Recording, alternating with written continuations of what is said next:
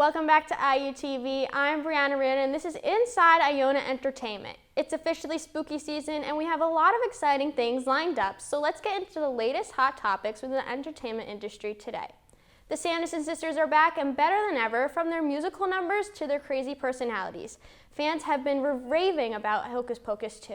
In the sequel, we see all three actors, Bette Midler, Sarah Jessica Parker, and Kathy Najimy, back and looking younger than ever. Doug Jones also came back and reprised his role. The witches in the new movie adjust to the times of the 21st century, while the new group of teenagers, Whitney Peak as Bella, Belisa Escobar as Izzy, and Lilia Buckingham as Cassie Trask, are all trying to stop them.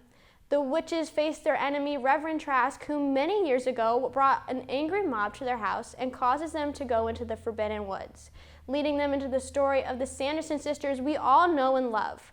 Will they complete their mission to take over the town of Salem, or will they fail once again? IUTV's Isa Melendez took to campus to get students' thoughts on the new movie Hocus Pocus 2. Hi, I'm Isa Melendez outside of a men's hall, and today we're going to get students' thoughts on the new Hocus Pocus sequel. Did you think Hocus Pocus 2 was overall a good sequel compared to the original? I think it was a good sequel. I liked the original one a lot better. But it was okay. I mean, the original was really good. It's like the Hallmark Halloween movie. Overall, I kind of enjoy all these movies, though sometimes it was a little bit kind of kiddish, but overall I thought it was a pretty good movie, for it being like a Disney Halloween movie. I do. I think it was cute. It was a nice little add-on to the first story. I have mixed feelings, but mostly no. Do you like the new cast, or do you wish they brought back some of the old characters? So I really like Sam Richardson in it. I thought he was funny, but I did wish that they brought back some of the old characters. I think it's always nice seeing new faces and, giving new actors a chance, but definitely the nostalgia factor of seeing the old cast and, just having a couple of those characters come back would really add to the original. I actually enjoyed the new cast. They made it funny, enjoyable, current. I wish they brought back more of the old characters. I would have liked for Zachary Binks to make an appearance. I like that they brought the witches back, but I feel like they kind of had to, otherwise, But other than that, I think more characters should have come back. What do you think of the soundtrack and the big musical number that they did within the film? So I really liked the soundtrack and the big musical number. I liked how they did the witches back. For the Elton John song back. But yeah, I thought it was really good, and I liked One Way or Another. I thought it was pretty good. Having those big musical numbers kind of, changes up the flow of a movie, but I think, in times like this, it's warranted and really adds to it. The soundtrack was great. The musical number, they used a really good song, and it just captured my attention. It didn't leave me bored. The old one was it was a good, well-known song. It fit with the movie, and it was elaborate, and it was a lot more. There was a lot going on. With this one, it was kind of just some song that I guess worked, and there really wasn't a lot going on. It was kind of low energy. It was kind of, they just threw it in there because they felt like they had to for the nostalgia, but it really wasn't hitting the same way that the old one was. What do you think of the ending of the movie? It was okay. I kind of had some mixed feelings on it. Comparing it to the original, it's still really tough because I thoroughly enjoyed that movie. So kind of looking at it from both ways and looking at the original to this one, it was kind of iffy for me. But, I think it still closed out pretty well with, the whole story and comparing it to the original.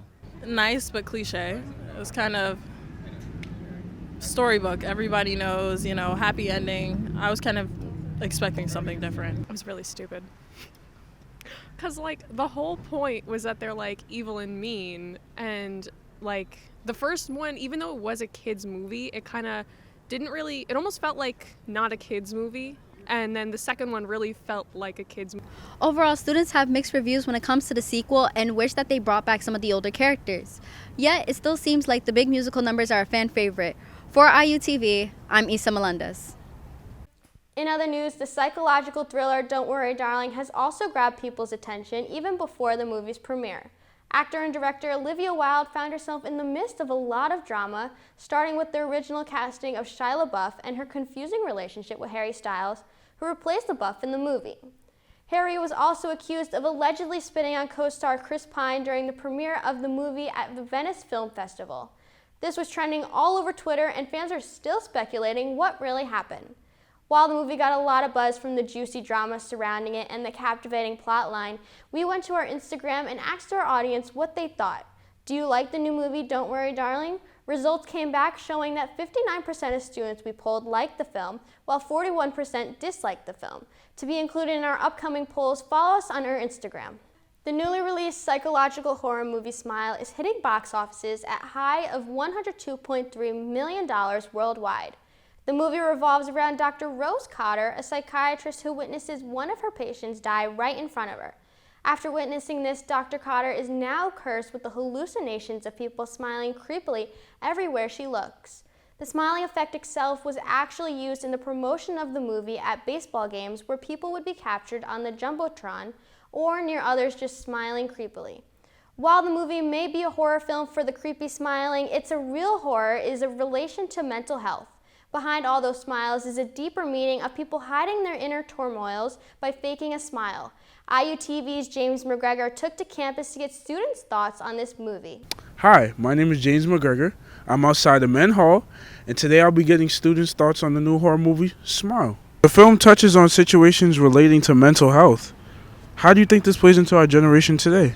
I feel like depression, anxiety, just a whole bunch of mental health stuff a lot of people deal with today, especially within our age group. So I definitely like that it touched into those things. There's a lot of, because they mentioned mental health in it, and how it's it's affecting us these days and stuff like that. So yeah. The curse with the smile curse, it almost has resemblance to a mental illness in a way. So the movie obviously takes themes from that and uses them in the movie. I thought it was really interesting how once the therapist, it was her being taken over by the entity.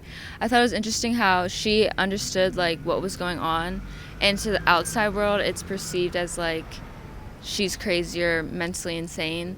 And not saying that that's always the case, but I think I think a lot of mental illnesses aren't taken seriously. The film tries to explore the idea of faking a smile to hide inner turmoils. Do you think this is a pretty common act of today? Yes.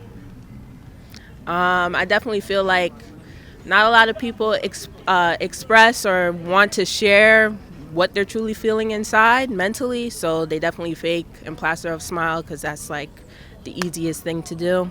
So I definitely agree with you with that. You can't even tell if someone has depression or not because they can put a smile on their face. I believe that a lot of people just faking smiles in general. It's a lot of people are just fake out there. Yeah, I think it's very common. I think it's one of those things where it's something that we do just to get going, and I think we also think we're doing it for other people, our friends and family. The film leans more into the psychological aspects of horror.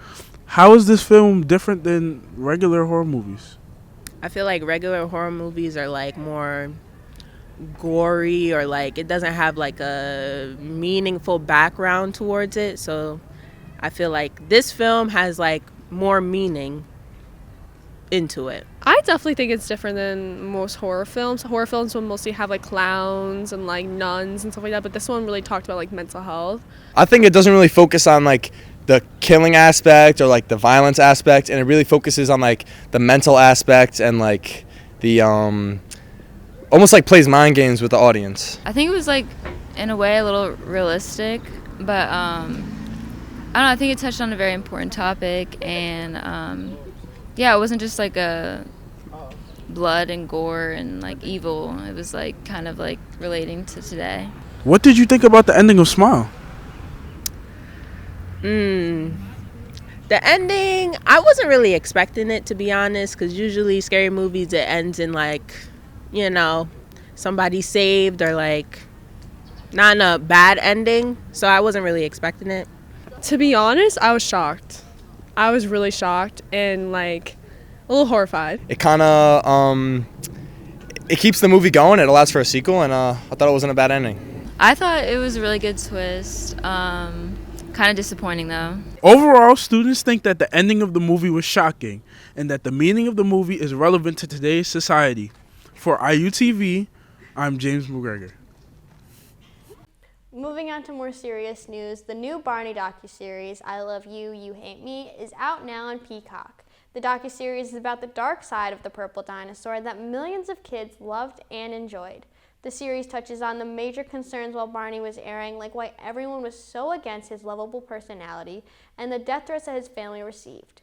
Cheryl Leach created Barney back in 1988, but with the start of the show followed much violence. Actor and former host of the hit children's show Blue's Clues, Steve Burns, brings this documentary to light. Regardless of the hate, Barney has undoubtedly impacted many people's youths. Even our own students here on campus grew up watching Barney. About 88% of the students we polled on Instagram said they watched the show. That's all for this episode. Be sure to check out our news and sports episodes. Follow us on Instagram and subscribe to our YouTube. I'm Brianna Riordan, and this has been Inside Iona Entertainment.